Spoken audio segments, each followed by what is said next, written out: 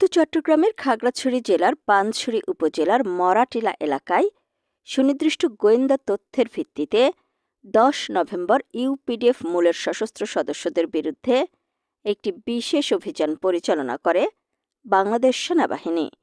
সেনাবাহিনীর অভিযানে দলটি মরাটিলা এলাকায় ইউপিডিএফ মূলের সশস্ত্র সদস্যদের একটি গোপন আস্তানা ঘেরাও করে। পরবর্তীতে ওই স্থানে তল্লাশি অভিযান পরিচালনা করে ইউপিডিএফ মূলের সশস্ত্র টোল কালেক্টর মিলন ত্রিপুরাকে আটক করা হয়। আটককৃত মিলন ত্রিপুরার নিকট থেকে একটি বিদেশি পিস্তল, একটি ম্যাগজিন, 5 রাউন্ড অ্যামুনিশন এবং চাঁদা আদায়ের রসিদসহ বেশ কিছু সরঞ্জামাদি উদ্ধার করা হয়। উল্লেখ্য, পার্বত্য চট্টগ্রামের বিভিন্ন এলাকায় সাধারণ জনগণের নিরাপত্তা নিশ্চিতকল্পে আভিযানিক কার্যক্রম অব্যাহত থাকবে। দেশের সার্বভৌমত্ব রক্ষা এবং পার্বত্য অঞ্চলের সকল জাতিগোষ্ঠীর নিরাপত্তা নিশ্চিতে